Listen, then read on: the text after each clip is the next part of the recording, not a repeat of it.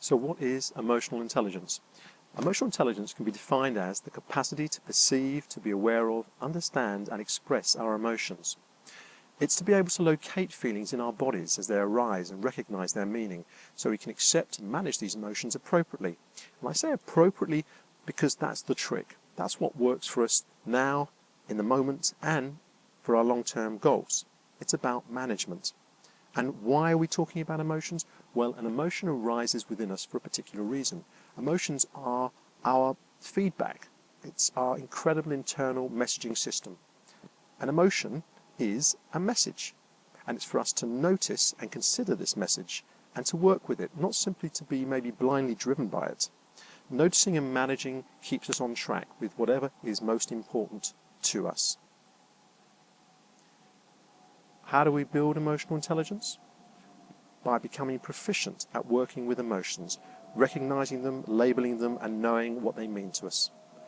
Recognizing them means becoming familiar with each emotion, how and where we feel it in our body. And emotions are things like joy, sadness, anger, hate, fear, acceptance, and sometimes are complex combinations of these. Secondly, we need to be able to label emotions accurately when we feel them. This helps our understanding and acceptance and has proven neurological benefits on our brain. This is called affect labeling. Thirdly, it's the nature and meaning of our emotions and what the message being carried by this emotional information is. Emotions carry particular messages, trying to tell us very specific things. Sometimes we don't understand their meaning. And then we're not working with this information. We're working with incomplete information. We miss things, we misunderstand things, and therefore it's easy to get confused or perhaps hold on to emotions longer without dealing with them, sometimes long after the message was relevant. By following these messages, we're connecting more clearly, more truthfully with ourselves and the world around us and with other people.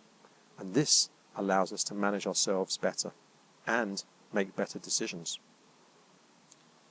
This is how we become emotionally intelligent. And this is the reason hundreds of organizations are turning to EQ. That's the measure of emotional intelligence rather than IQ and technical skills, because EQ, more than any other skills, drive performance and well-being. So stay with me for just a moment and we'll take a closer look at this emotional information that I'm talking about. So we take in data through our senses. What we see, what we hear, what we physically feel, taste, smell. This is the raw information. So let's consider another messaging system to compare, say Morse code. Now this uses a series of dots and dashes to relay information, and by themselves the dots, well, are just dots, until Mr. Morse came along and said, well, that has a specific meaning, and that meaning created a language which enabled instant and detailed communication over vast distances.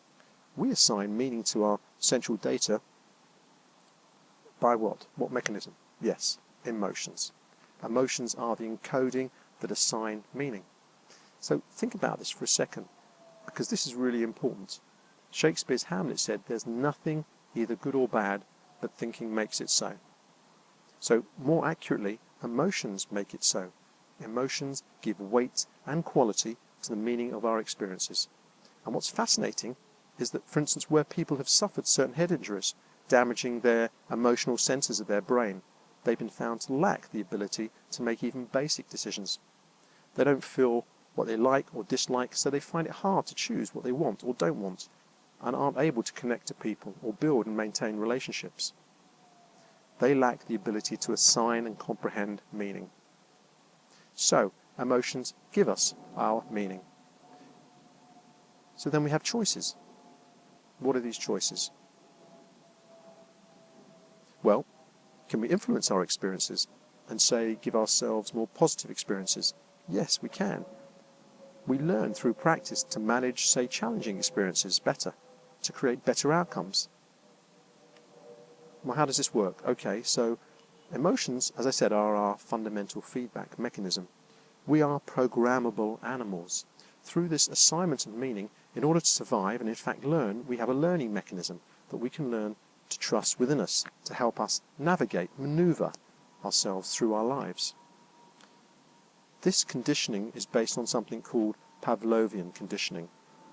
Just over 100 years ago, a physiologist, Ivan Pavlov, showed that a dog can be trained to salivate at the sound of a bell by putting together the natural response to salivate when food was presented to dogs and introducing a bell at the same time. The bell then became the learnt stimulus, with the salivation a learnt response. We have exactly the same mechanism within us. And when we have strong or repeated emotions relating to a particular experience, this encodes that experience with those emotions. This creates meaning to us, and when we feel a certain way about something and we can't explain it, then we've been programmed. And it's this mechanism that creates the very many feelings we all experience but can't rationalize sometimes, and these are beliefs. So from a survival and learning perspective, one can see this can be really useful. We can build on previous learning, know who or what to trust or avoid, and so build valuable relationships. For instance, look, we meet a friend, and in their company we feel relaxed, happy, trusting, open. We're able to build on that relationship if our emotions and belief systems work well for us. Have you ever heard the phrase, first impressions last? So our first experience of someone or something strongly encodes because it's like a clean sheet. So if we meet someone new, we might have a bad experience of them. It will take much more positive experience of them to undo the initial coding, if it's at all possible. That's a simple example. The issue here is life is not a controlled experiment. We have thousands and thousands of encodings and beliefs we've built up in our lives. Some will serve a positive purpose, and others were created just as randomly and may in fact be getting in our way. Look at phobias, unwanted, powerful, negative emotions that usually have little basis in reason or benefit to us. These are negatively encoded experiences, but we get to revisit them every time this specific experience is triggered by those particular conditions. We may revisit and re-experience those emotions repeatedly until we find a way to change it through perhaps training, coaching, therapy, or practices that we use a lot, such as mindfulness. In fact, I guarantee you have some limiting beliefs. We all do, which are working against us now, undermining our happiness, success, relationships, even our calmness and contentment, the very things that we want.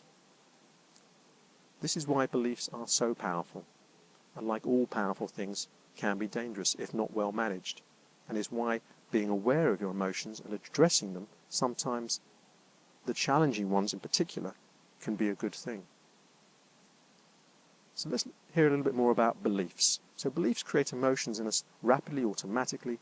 Most of the time we have no idea what's going on. Racial prejudice is a set of unchecked, prejudiced beliefs. People often don't know they're being prejudiced. They are being run by their automatic programming. So by looking at our daily emotions, building up our practice of watching our thoughts and our emotions, labeling them and working through our emotions, we have a chance to reveal what has been hidden, the true mechanism of our being. Even the action of injecting positive thoughts and expectations and focusing on creating positive emotional experiences can help build positive beliefs. This is very powerful. And if you choose to see what is really going on in your head, then you'll be amazed and maybe a little saddened by the revelations of your automation and self-limitations. This is the reason emotional intelligence and practices like mindfulness are a true path to personal power and well-being that are now even prescribed by doctors for things like anxiety and depression. So this is emotional intelligence, and we can now measure it in a matter of minutes with specially designed questionnaires. Imagine with this newfound awareness what can be learnt about yourself, what you can achieve, and what you can do within and for your organisation. True courage is when we face ourselves in all our ways and endeavour to improve.